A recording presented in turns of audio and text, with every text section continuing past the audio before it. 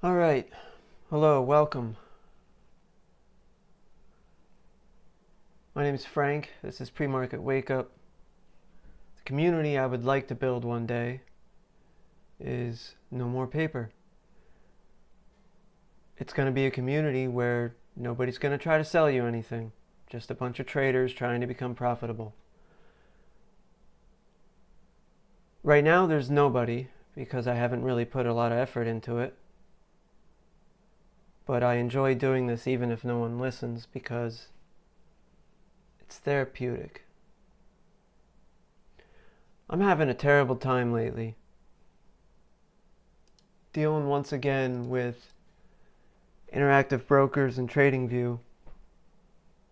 The weird stop loss issues at overnight. Sometimes it works, sometimes it doesn't. Sometimes it works with certain futures, sometimes it doesn't work with others. Sometimes if you don't drag a stop and you place a stop manually, sometimes that'll work, but it doesn't work in oil. I don't get it. I've already planned to switch brokers and probably trading platform, but I don't know yet.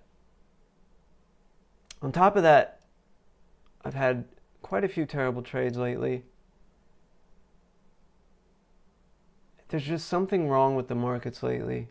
Yeah, I know. Something wrong with the markets, not with me. But price action just hasn't been regular. You get these huge influxes of volatility and then it might return to normal for a little bit. It just seems very strange. It's not what I'm used to I'm going to say last week in November.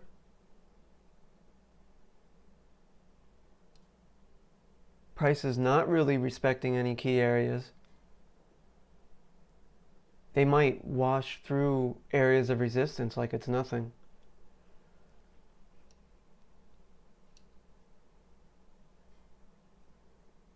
And then when my stop loss orders don't work, that's the icing on the cake right there. Anyway, it's enough of that. First I'm going to go over some news. Then I'm going to take a look at prices in the overnight. If you see a lot of orders on my charts, it's because I'm trying to figure out, okay, what stop loss orders work, which ones don't. Can I do a stop limit order? Is that going to work every time? What's the process for that? How quick can I be with it? And of course you can't do any of this in paper trading. So I'm taking paper cuts like crazy, just trying to figure out their mess. I really have not been happy with Interactive Brokers. They change my margins just randomly. My account value hasn't changed, but they'll just change it randomly and then change it back without an explanation.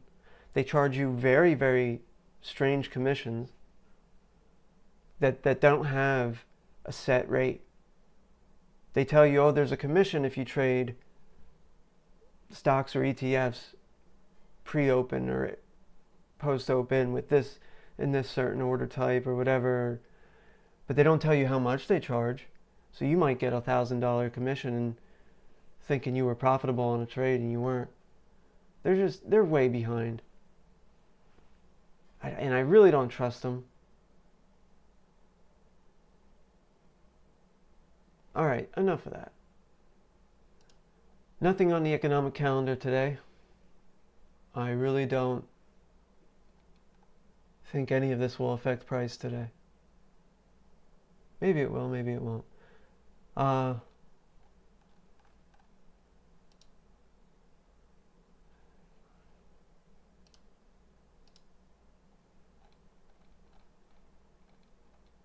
FOMC Wednesday.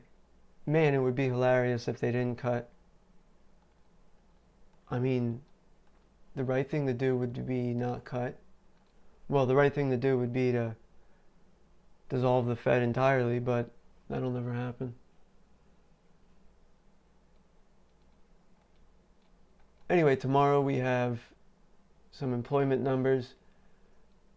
I don't know when the Fed stops looking at the data, but we'll see.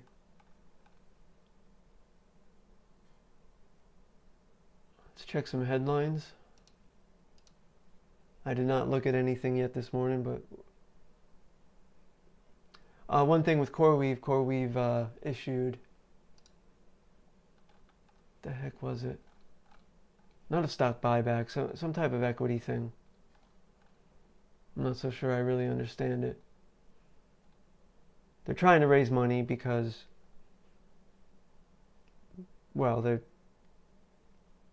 a beginning business that needs money constantly. $2 billion convertible debt offering. I'm not really sure how it works, but it turns into shares later at some point. But it dilutes other people's shares, which is why there was a negative reaction. I think they're broke.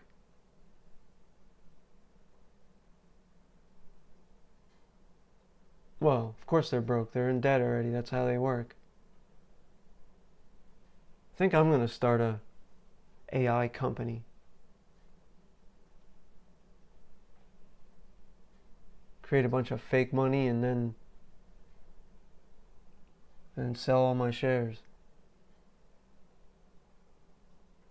No, but for some reason I want to be a trader.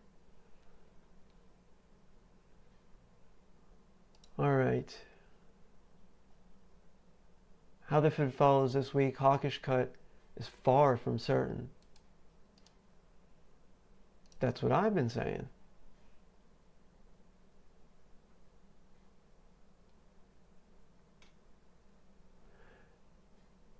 After consternation about whether the Federal Reserve will cut interest rates for a third time this year, the consensus is that the central bank will likely go ahead with a 25 basis point cut on Wednesday.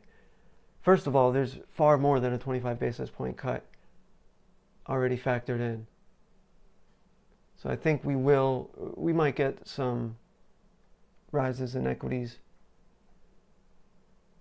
for a small amount of time, but I'm going to say before year end. Reality is going to hit. This is a hard call, said Alan Blinder, former vice chair of the Fed and economics professor at Princeton. I do think it's more likely they cut than not.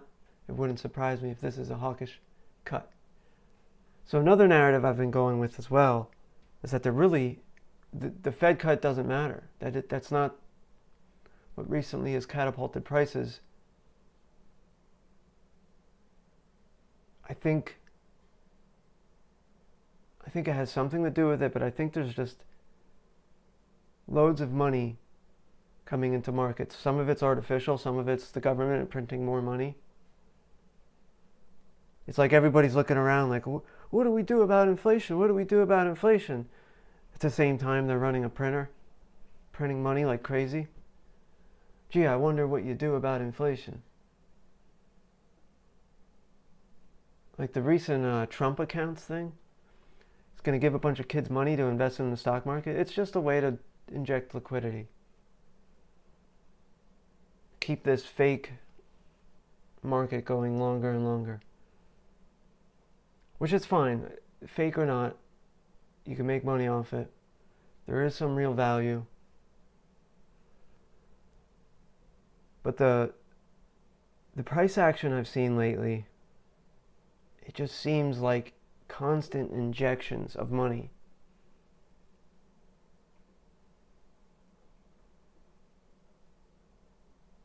And then you see these huge rips back of they're selling into it. I don't really know how to term it better. I can't sound like the shitheads at Bloomberg, but I'm going to put it in plain words. They're bringing prices up to sell more. And yes, you can say that at any time during the market. in the history of the market. That they're just pumping prices up to sell shares. Well, yeah, that's the point. But it really does seem like that.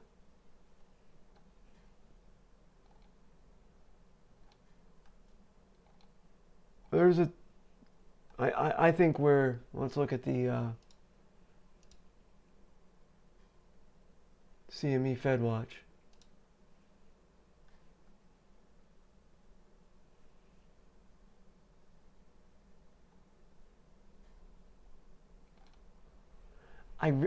I don't see 89.6%. It's crazy to me. I mean, maybe they're bought. They are bought. I'm pretty sure Nvidia bullies the Fed now, as long as, and also with the president. It's always been a thing. So somebody knows something, but from the outputs that I see from the Fed and from the data, I could see 60, maybe 70, not damn near 90%. And that article just kind of shows that they might not cut.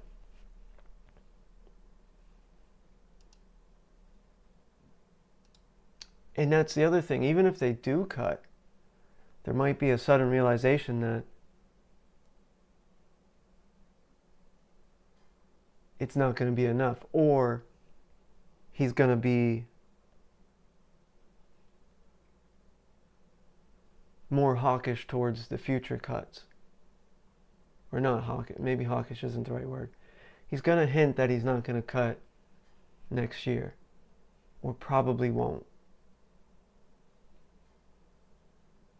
This is kind of well, we got to keep the bubble going because Christmas and end of year bonuses, but after that we'll let the market crash. And I don't think it's really going to be a crash. It's going to be a significant and healthy pullback. What other headlines we got? This is interesting. So I'm shorting Netflix just because I think they suck. And they've got all the customers they currently could have. And they're at the stage right now in their development where their next step is to squeeze their customers more and more. They're on a downward spiral. They can't grow anymore. And they can't squeeze their customers anymore. And if economic conditions are really as bad as people think in this country, the first thing people are going to cut is luxuries like Netflix.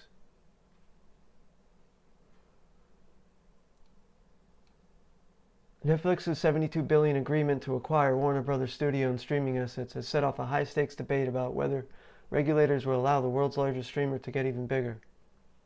The deal, which folds Warner Brothers film and TV studios, HBO and HBO Max, that's just terrible, into Netflix's global machine, immediately resets the competitive landscape, and it caught even seasoned Wall Street analysts off guard. Well, I knew that Warner Brothers was suffering and they were looking for an offer. There was whispers about them being bought up, and like who else but Netflix?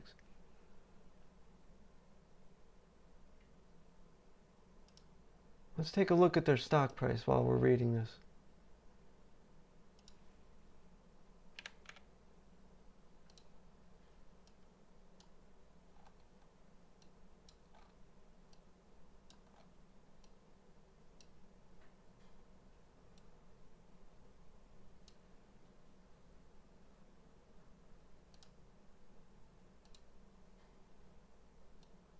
It's been sliding for quite a while. I don't remember where I shorted.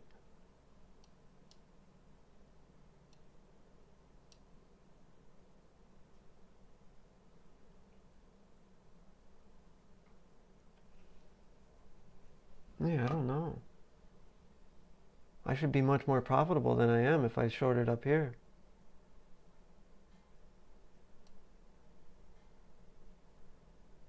Also, their 50 SMA is looking to cross their 200. Is that their 200? Why don't I have 100? Yeah, I just lost 100 somewhere.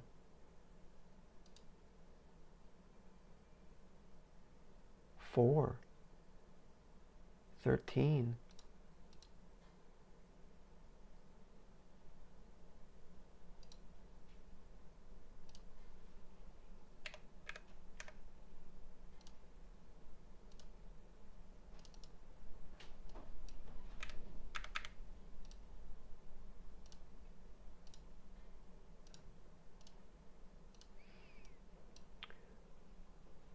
Already crossed the 100 some time ago.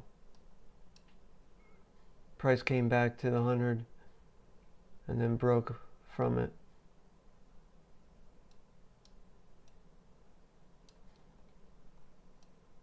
Well, let's continue the article.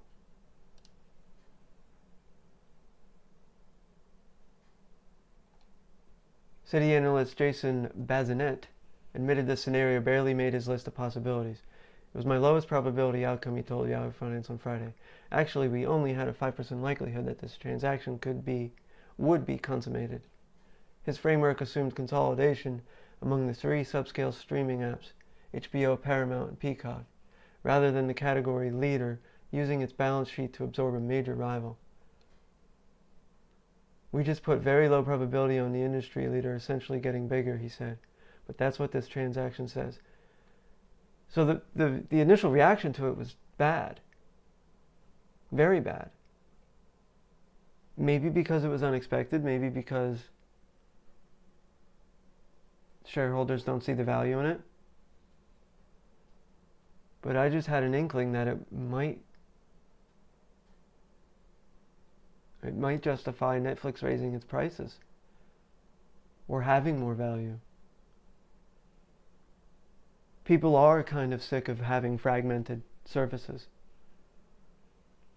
They miss the days they could just buy one thing and that's it. But it's terrible for television. I mean, I already don't watch any new stuff. The writing is just so bad. You might have one small gem in there somewhere, but finding it without some weird political bias or just terrible writing, no, there's too many great old movies. But that's me. Most people are just get home from work and put on Netflix. According to data from Just Watch, a platform that measures streaming engagement across U.S. services, combined Netflix, Warner Brothers would control roughly a third of U.S. streaming activity. That's a level of concentration that has already drawn fierce criticism. Yeah, if any of our government officials had balls, they would not let this go through. Biden pretended to do stuff like that, at least. Trump doesn't care.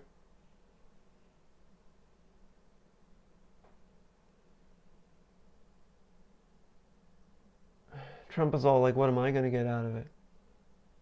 When, I mean, the FCC should be handling this, not him. I'm so sick of I don't know.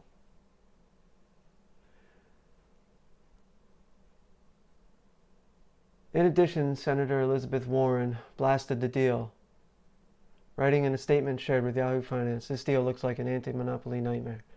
Well, for once, I agree with her.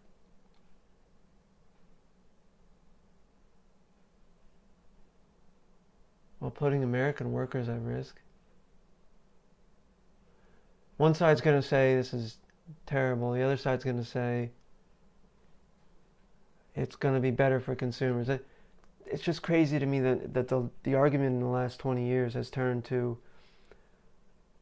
monopolies mean efficiency and somehow better prices, when every single bit of evidence shows the opposite.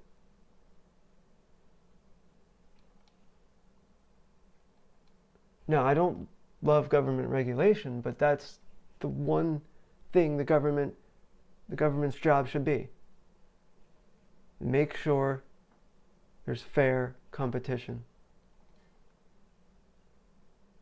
Let's see what the comments say.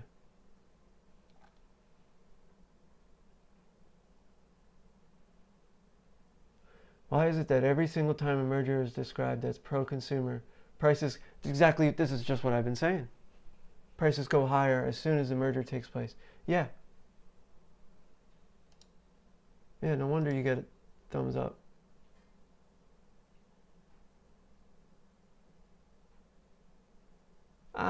Also what I said. They just need to buy Donald a new 747.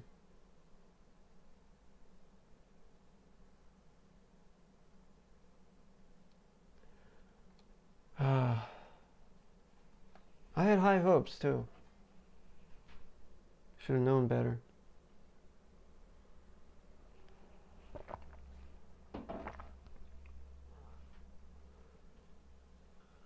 Economies of scale only go so far. If you want easy access to a plethora of content, new and legacy, then you'll pay for it or move on. We all make choices. I don't like when people say nothing without saying nothing.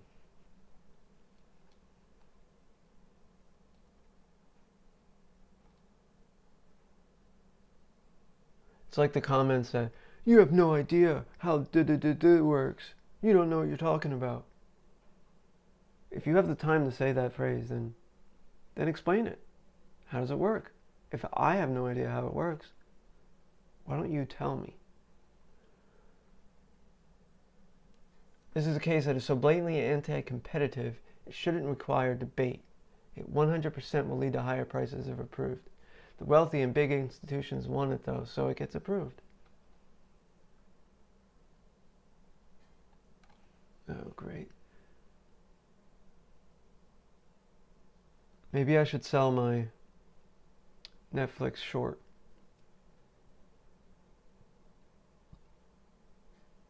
So it's not technically a short. I bought an inverse ETF. I don't know if it was the 2x one or 1x. I think it's just 1x.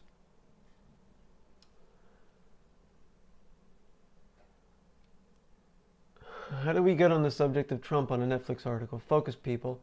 If it were Disney or Apple, it would happen, so Netflix can as well. This doesn't make a monopoly any more than Microsoft. You're proving your point. Microsoft is worse. Yes, but we're not talking about Microsoft.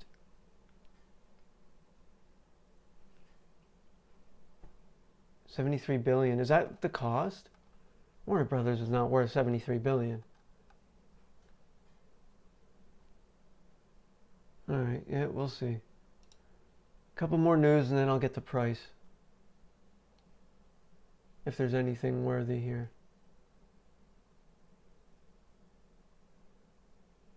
Ooh, this is, even though it's from Bloomberg, I don't know if there's any news I like. For stock traders, December is normally a time for what's known as window dressing. Load up on your winners and ditch your losers to lock in a solid year. The opposite is happening this time. Investors are rotating out of the technology behemoths that drive virtually all of this year's 17% advance in the S&P 500 index and snapping up shares of risky small companies and old economy transportation names that have lagged behind all year.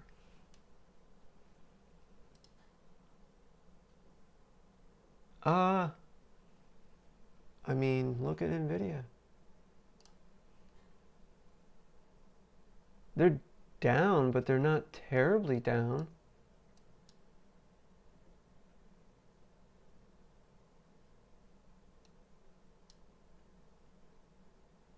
I think you're, I believe this is something that's been happening. I mentioned it last week or the week before.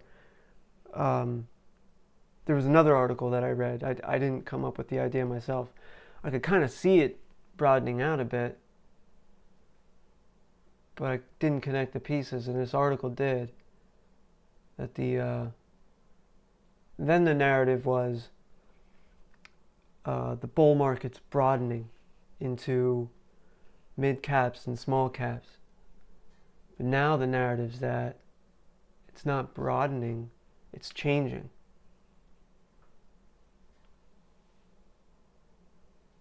I'm still skeptical, so I'm betting against AI. I hope for the bubble to burst Not only because it's healthy for markets, but because I have money on it.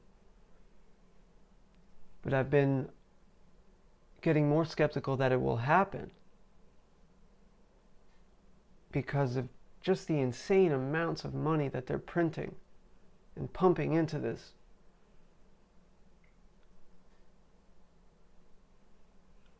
You could keep it pumping for years if you just keep printing money. Keep separating Americans into one or two parties and keep printing money and hope that they don't notice. Because one thing I've noticed is that not a big amount of the stock market depends on actually making money anymore. Consumer sentiment has been in the toilet, and it hasn't had a huge effect like it used to. It's like we don't need customers, we'll just print money. This is also depressing. This is why I love scalping. Just watch the charts, and that's it. Since U.S. stocks hit their near-term low on November 20th, the small cap Russell 2000 index has gained 9.4%, reaching an all-time high on Thursday. Micro caps have added 12%, while an economically sensitive cohort of trucking, shipping, and airline stocks has advanced 11%, rising in every session. The S&P 500 index has gained 5.1% during that time. The rotation comes as investors increasingly question the lift-all-tech boats nature of the artificial intelligence trade, with heavyweights like Nvidia and Microsoft seeing rallies stall out. I'm also shorting Microsoft. Optimism that the U.S. economy is set to accelerate in the first half of 2026 has seen traders more willing to pile into value stocks at the cost of tech.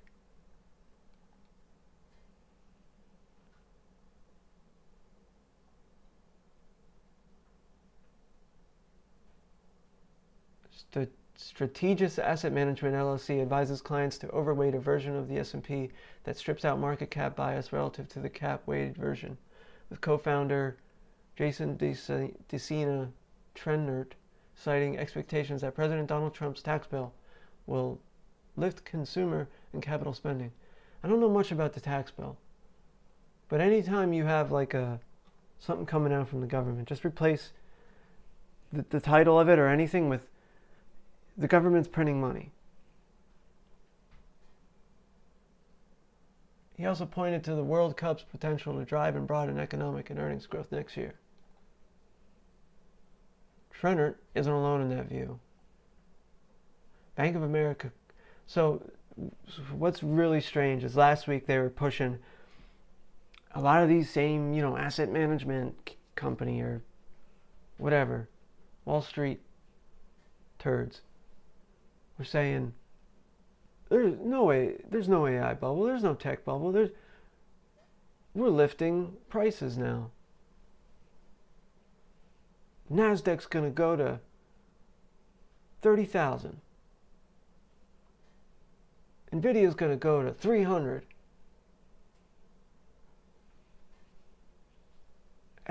Yeah, this is crap. Let's see what the comments say. Comments have been good lately. Do we really care what traders do? Traders are short-term instruments, and most of us retail investors are long-term, where big tech will win by a mile, not selling a single share of big tech. Then why are you here? LOL traders, guess wrong again.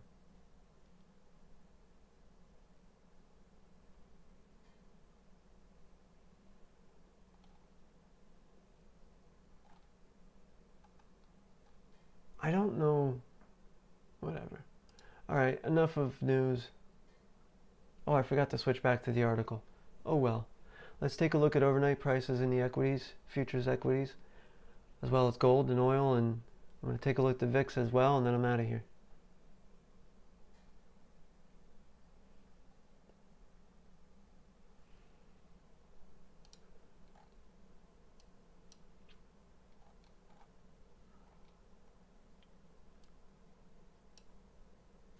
ES.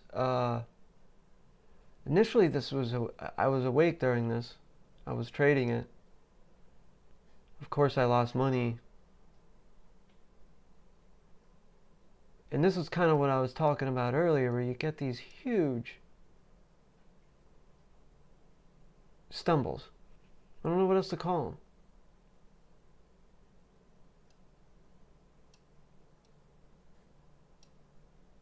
I thought I put on... Oh, never mind. I should have traded this right here. But after, that's the thing, it messes with your psychology. When I'm used to looking at relatively normal price action, especially when the VIX is below, what is it below now? The VIX is in a normal zone. Usually when the VIX is in this area, market is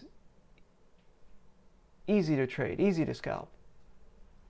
But then you see these weird, real quick drops.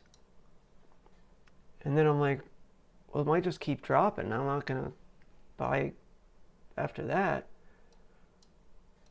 And then for the next 3 hours, it just melted up. And what's weird is you don't really see the high volume.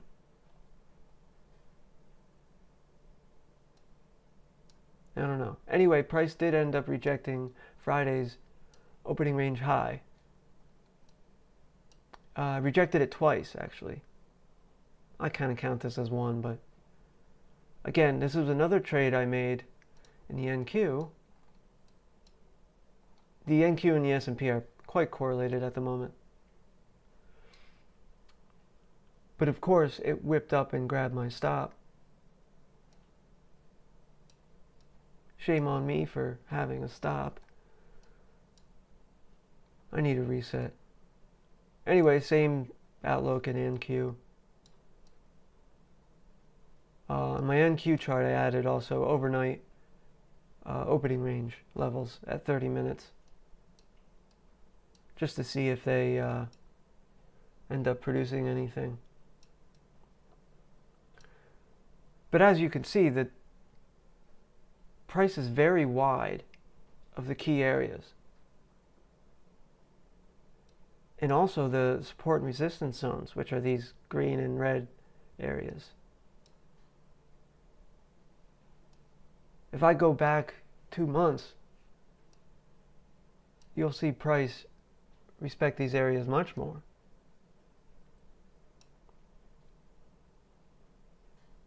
I know I need to incorporate ATR into my trades, adjust my stop accordingly, or something like that, something related to that. All right, Russell, holy moly. That's what we were just watching, reading about, anyway. Russell was the only one to break through opening range high.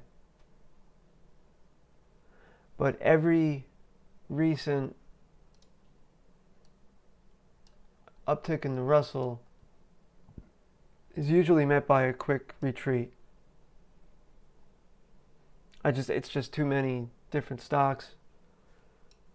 It can be strangely volatile at times, even though it doesn't have a whole lot of volume. This is not a bad area to short it. I think I will. Damn it.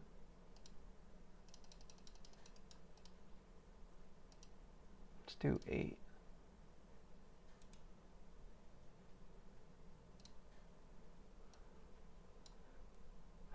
Again, I don't know.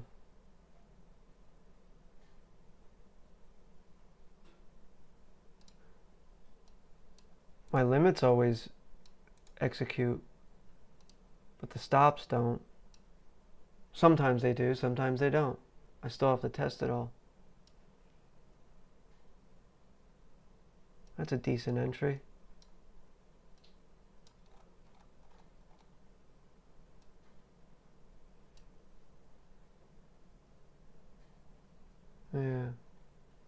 Maybe I'll go long, real long term with this.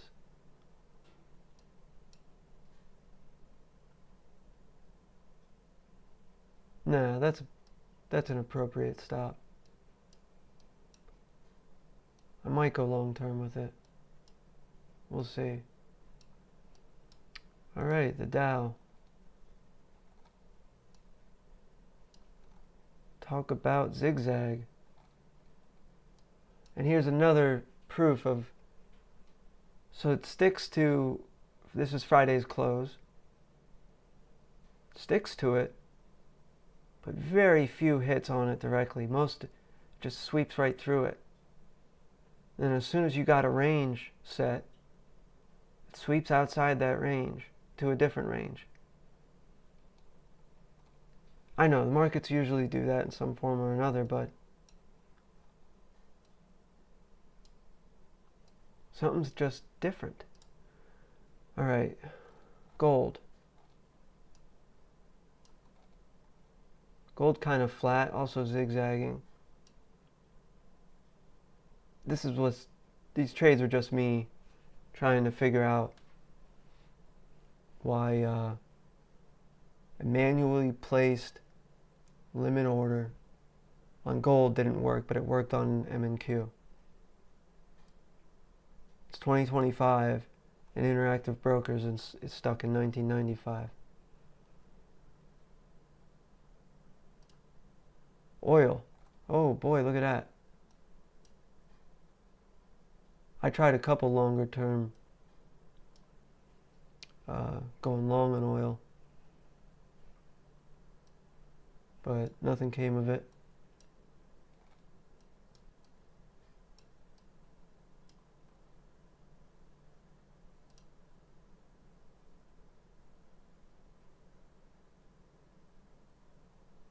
Maybe I should short it. Just a short-term short. I'll just do 4.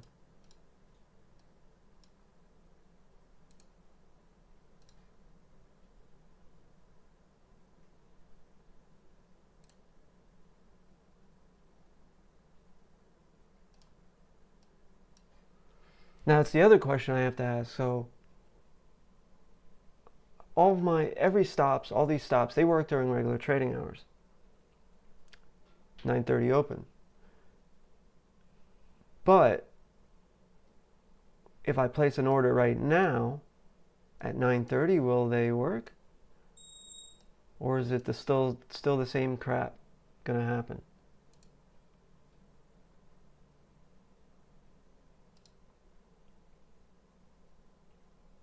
Well, we'll see. I'm also going to place an alert just in case.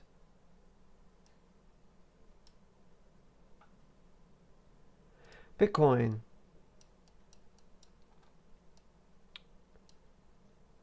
Bitcoin futures did pretty well in the overnight. See, these are some clean hits. I wish I could trade Bitcoin. I don't know why.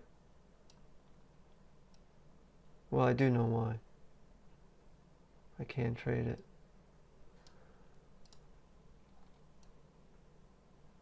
All right, let's take a look at the VIX.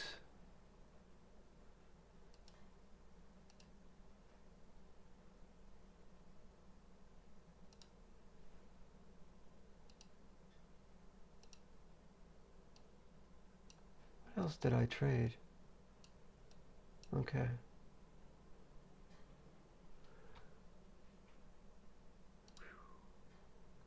VIX futures are down right now.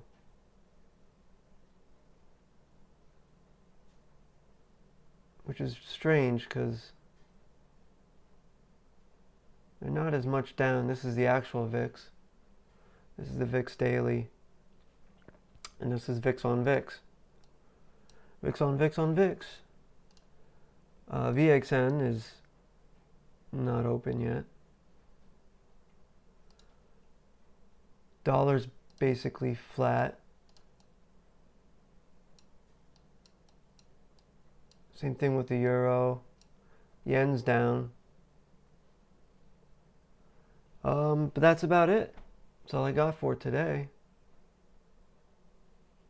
Again, if anyone is ever listening, if you're interested in joining a community where I started a community because I got sick of trying to find one that didn't sell signals or strategies or pretend to know everything. You see all the people who post on StockTwits and say, look, I was right. Come join my Discord. And listen, if you're making money from that, you're not a good trader. Because if you could make money trading, you'd be trading. But eventually I want to build this small community, and it's going to stop. I'm not going to advertise for it at any point. I just want a group of people that can support each other and discuss trading. But that's it. That's all I got. Good luck. Goodbye.